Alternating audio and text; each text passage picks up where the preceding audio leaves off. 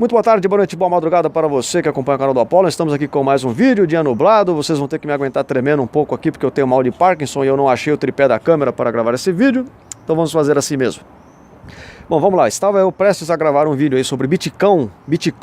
Qual que é o nome mesmo? É Bitcoin? É, que as pessoas insistem em chamar desses outros nomes bobos, assim como chamam o WhatsApp de Zap Zap ou qualquer coisa idiota assim. Bom, enfim. E estava eu então prestes a gravar esse vídeo quando lá no Facebook o nosso amigo Lázaro manda uma mensagem puxando um assunto aí sobre educação financeira, querendo recomendação de livros, algumas ideias de investimento, como ter ganhos de capital, acumular patrimônio, aquela coisa toda, né? Que é um assunto bem interessante e relacionado a esse outro aí do Bitcoin que está em voga aí no momento, está chamando a atenção de muita gente. Bom, então vamos fazer esse vídeo relacionado a esta mensagem lá do Facebook.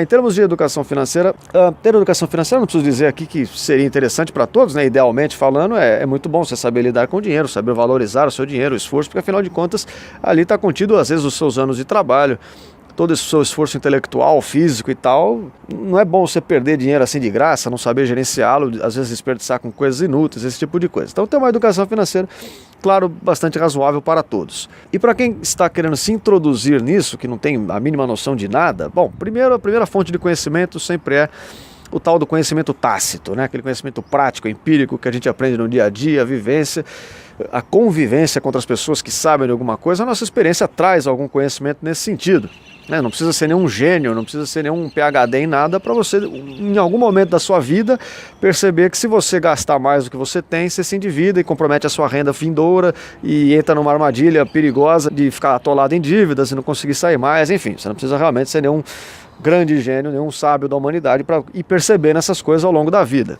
Mas buscar conhecimento teórico também nunca é demais. E às vezes um conhecimento teórico mais para iniciantes mesmo. Então, nesse sentido de iniciação, a gente pode começar com o livro, que eu já tenho um vídeo aqui nesse canal para saber mais detalhes, né? Eu vou deixar o link tanto aí na tela, no card, quanto na descrição. Tem aquele livro que talvez seja o mais famoso, o mais clássico de educação financeira para iniciantes, que é o Pai Rico, Pai Pobre, do Robert Kiyosaki. Vendeu milhões e milhões de cópias aí no mundo. Embora esse Robert Kiyosaki ele seja um cara meio difícil, tem uns passarinhos cantando aqui, balançando um fio na minha frente.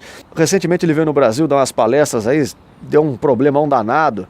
O público saiu extremamente insatisfeito. Mas enfim, esse livro ainda tem alguns princípios universais ali que você pode interpretar e utilizar a seu favor. Tem um autor brasileiro também chamado Gustavo Cerbasi, que fala um pouco mais sobre planejamento financeiro familiar.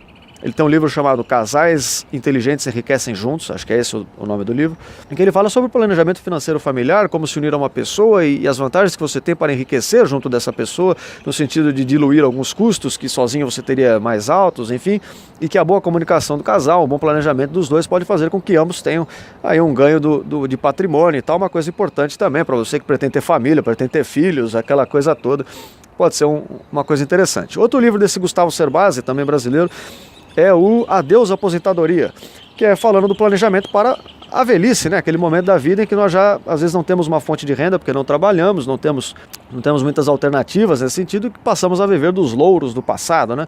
Dos rendimentos daquilo que nós construímos ao longo de um tempo. Então, como se preparar para essa fase da vida? E sempre a palavra poupança, investimento, em todas essas recomendações de cartilhas aí de educação financeira vão estar sempre muito presentes, pois aí realmente está a chave de toda a prosperidade, na economia como um todo, né? A fonte de todo acúmulo de capital, ganhos de produtividade, como a gente sempre fala aqui nos nossos vídeos mais voltados à economia mesmo, são derivados de poupança, ou seja, de abstenção de consumo presente para a possibilidade de investimento futuro. Então esses livros vão te dar um panorama geral sobre o assunto, vão te dar eventualmente algumas dicas também, mas lembre-se que nenhum deles é uma cartilha pronta de, olha, faça isso, você vai enriquecer, olha, não deixe de fazer isso, ou não faça isso que você não vai enriquecer, esse tipo de coisa. Não é assim, cada caso é um caso. E o que você tem que fazer, quando você for buscar qualquer livro relacionado a isso, qualquer conteúdo relacionado a isso, é buscar os princípios mais elementares, mais gerais, que estão por trás das ideias, das dicas, recomendações que esses livros dão.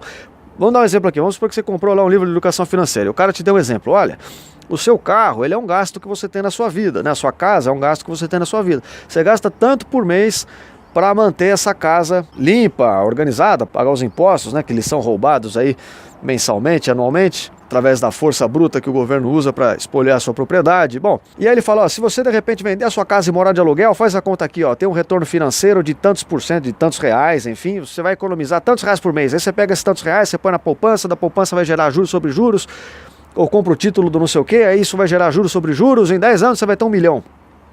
Na matemática, talvez numa tabela do Excel, numa planilha que você faça aí no computador, isso possa fazer todo sentido, possa ser bonito, a conta fecha, a conta dá certo. Mas existem, como eu disse, cada particularidade é um caso. Às vezes existem valores que não são financeiros e estão envolvidos nessa questão. Então, só dando exemplo, venda seu carro e ande de Uber que você vai economizar tantos reais por mês.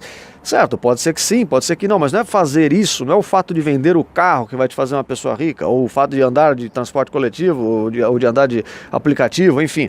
Qual que é o princípio por trás disso?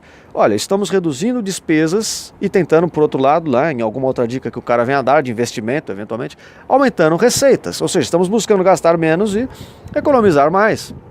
E juntar mais, ou seja, esse é o princípio que você tem que aderir, que você tem que interpretar e absorver para si. Não é aquela questão prática e pontual, aquele exemplo que foi dado que vai, de fato, resolver o problema.